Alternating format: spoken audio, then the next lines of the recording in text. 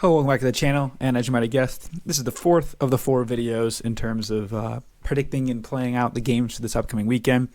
I have got 4 picks for you guys for all 4 games, so we'll have plenty of things to go through here, and these are all plays. I'm not forcing anything, okay? These are games I would normally play anyway. And looking at the first one here, we have our Sunday games, 3 games on Sunday. Give us a little light dip into what we're going to be dealing with in terms of the NFL upcoming this week.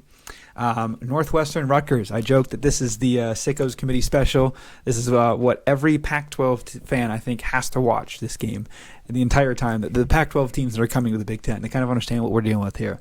Northwestern at Rutgers. Rutgers 6.5-point favorite, over under 39.5 in Piscataway, New Jersey, the birthplace of college football, according to them. I will say here that I'm going with Northwestern plus 10.5 and under 43.5. So that bump up both lines. We get inside the football number, and we add 4 more points under that under. So we can hit it like a 42, basically another football number underneath it. So that's my play there. That's plus 115 too. So you're getting you some plus money with a 2-game thing there. I think Northwestern is going to have to come out with a fight. This is one of their only games they have a chance of winning. I think it's this one and like 2 more. So if you want to have a competitive season in rescuing from a horrible one from last year, they won their first game last year. Let's make it 2 years in a row. Obviously, bad situation going wrong around the program. So best way to cover it up was success. So go out there and beat the other team in the Big Ten as bad as you are. 3:30, another CBS game, Oregon State, San Jose State. Minus 16.5. Oregon State is favored, over under 55. We've already seen San Jose State. They were to move the ball pretty well. Is that because their offense is good or USC's defense is bad? I think it's a bit of both, more towards their offense being good. Cade Cordero, the quarterback for San Jose State, pretty mobile, had 200 yards and 3 touchdowns. They also ran for 198 yards as well. So I think we're going to see some pretty good stuff there. With that, you look here at what I have for the prediction is the under 55. Both teams run the ball a lot. Oregon State has a really good defense. The turnover chainsaw, a big chainsaw to like cut trees down, that's their turnover thing, which is one of the coolest, probably the coolest, let's be honest, thing out there. I know we have the U turnover chains. Michigan's got the Buffs. UNLV has the slot machine, which is pretty badass, but the chainsaw, I think, has to win it. And hopefully they use it a lot for us with this under 55.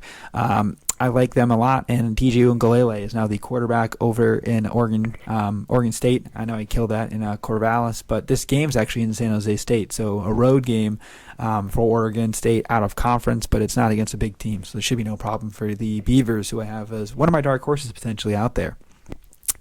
The night game, the game we're all here for, the game we all want to see. LSU, Florida State, SEC, ACC, Camping World Stadium, Orlando, Florida. No hurricane anymore, no problem.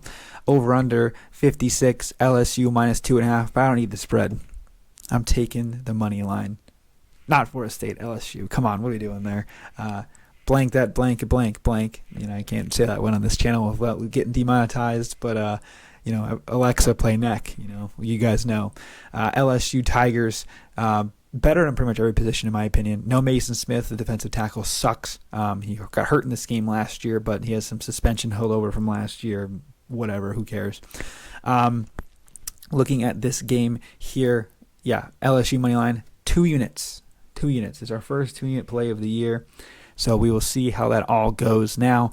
I'm super excited for this game. I think Jaden Daniels takes a huge step forward. Malik Neighbors, the receiver, awesome. Harold Perkins, really good. Noah Kane, running back, really good. Tight end, the kid that caught the touchdown to win it, really good. Revenge for last season. LSU played really bad and still almost won, right? So I think LSU is going to have another step forward this year and become a national title contender, as they almost were last year on accident. Now they actually have some expectations. I think Brian Kelly's starting to figure this whole thing out in the South. Did it really well on the fly last year, and I think now he can have a very good opportunity to build it on a national stage, and he'll take the next step in this one. Our final game, Monday Night Football on ESPN. It's not the NFL. It is the Clemson Tigers against the Duke Blue Devils. The Clemson Tigers are the most disrespected team in the country after Michigan. I know I tweeted that joke out as Michigan. I think Clemson is very disrespected. Florida State, again, if the Florida State game, we'll kind of combine these two a little bit still. The Florida State game, if this was later in the year, they had the time for their transfers to gel, I'd like it a bit more, but it's not. and they play Clemson also before they can have time to gel in the end of September. You maybe can get it by then, but I think Clemson's a wagon. That defense is elite. The D tackles are great. The linebackers are the best core in the country. You've got Mbuka, the safety. That kid's going to the draft. They have pretty much no receivers. The O-line's better. Quarterback Cade Klubnik, love the dude. He was like a closer last year for DJ. Could come in and save the day. Started the last 2 games, did pretty well there. Will Shipley is like a low-key Heisman contender. That guy is awesome, right? And I think that you combine it all, it's going to be some good stuff. Now, as for Duke, really good defense last year. Riley Leonard, pretty good quarterback. What's the guy? Mike Elko, right? He's the D coordinator from A&M. He's the head coach there again this year. I think it's, his second or third season. Doing a really good job over at Duke.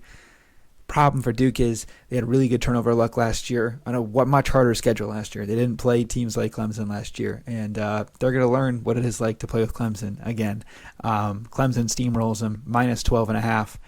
2-unit play for me. I have it under 12.5. I would buy it under the point just to be sure. Always want to get inside those numbers. Might as well have a half, get an extra half, pay a little bit more of a price, whatever. But I love it. I think Clemson to win the ACC, again, at plus 150 is one of the easier bets out there in terms of comparing them to Florida State. You know, you get the game at home, and you have a rematch and championship game if needed.